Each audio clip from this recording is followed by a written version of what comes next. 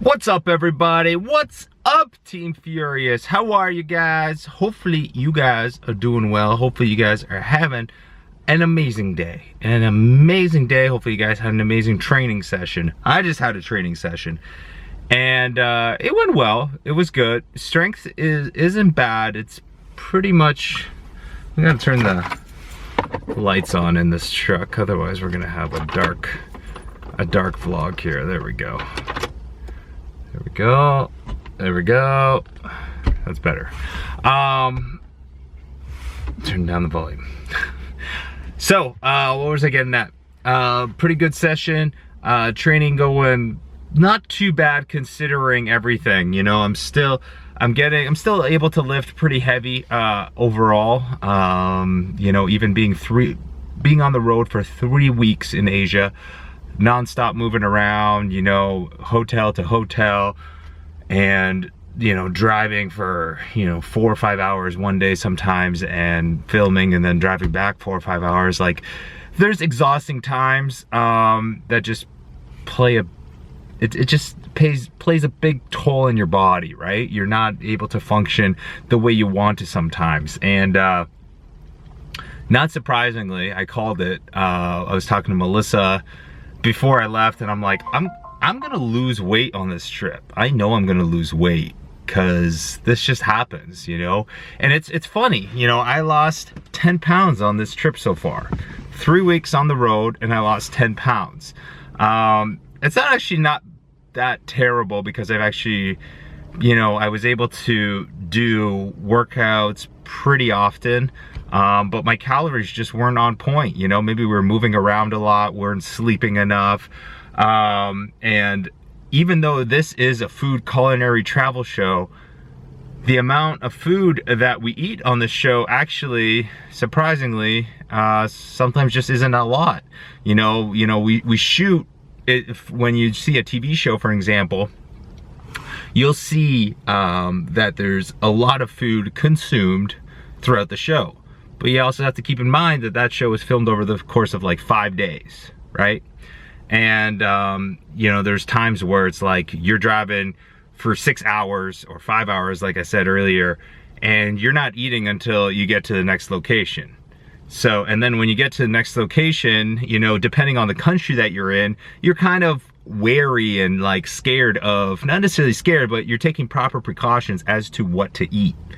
So if, you know, you're in Vietnam or you're in the Philippines, right, and you go to a restaurant that is like, you know, it's not your standard restaurant, you don't really know, you've never heard of this restaurant, you order dishes you've never heard of, and you see that it's a bunch of fresh greens, and as much as fresh greens look great, sound great, in a foreign country they can be, especially countries like that, they can be a disaster. You know, if your body is not used to those vegetables or to that bacteria, to the water there, you can have severe problems for an extended period of time. You can have terrible diarrhea. E. coli exists there, you know, and other kind of diseases exist there, and you need to take the proper precautions. But it's something that happens every single time when I do travel, especially throughout Asia. You know, sometimes there's a lot of stuff where it's like, yeah, I'll try it. I'll try a certain dish. I'll try everything. But try does not mean I have filled myself up or have taken in enough calories for that meal. So it's something that I would consider a fault of mine, and something that I'm admitting is a fault of mine, and something that I want to improve upon. But yeah, 10 pounds in 3 weeks. And I need to figure this out so that this doesn't happen in the States. So I'm making sure that I'm gonna have my meals on point, get my calories up, make sure I have enough like meal replacements with me.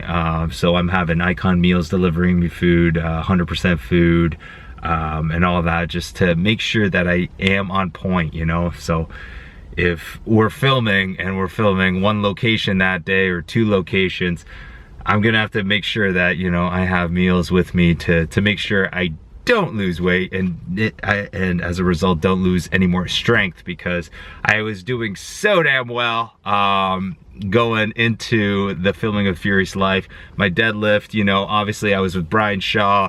I hit 635. Could have gone for more even there because it was so damn light, and I know that, you know, my progress was good. I'm still able to hit 6 right now, but I know that I'm not going to be able to go above and beyond that, especially when I'm filming. I'm filming this show, then I'm filming another show, and so it's going to be chaotic, and it's going to be a difficult task to keep up the weight. You know, at 6'2" right now, at 240 pounds, I was at 250. It's hard to sometimes maintain your weight, especially when you are active, moving around, so to get in those calories. But you know, I preach on this channel that, you know, you can't make excuses, and so I'm doing this video to pretty much force myself to not make the excuse. So I will not make the excuse. I will keep it up. I will keep up my calories. I'll keep up my training, and I'll keep up my strength so that you guys can keep motivated. So, you know, I tell you guys that, you know, you got to stay motivated to do all this stuff. And so I am going to make myself accountable for my actions. That is right.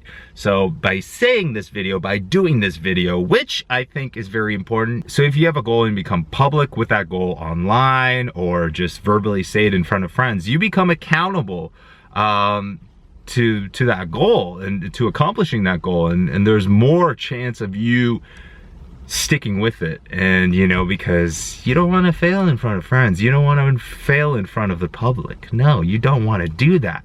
I know most of the time, like, you want to do everything for yourself, but when you are doing it for yourself, but when you have that extra reason to do so, sometimes it becomes easier. So I'm doing this video to become more accountable and make sure that I keep shit up. And oh yeah, that is me. I am over and out. I'm heading home to eat a big dinner. I love you guys. Thank you so much for your daily support. We'll catch you guys later. You guys stay sexy, stay hungry, and of course, get laid. I picked this up in Japan. Japan has a lot of weird flavored candy, snacks, ice creams, everything. Kit Kat has made a wasabi flavored Kit Kat. Now,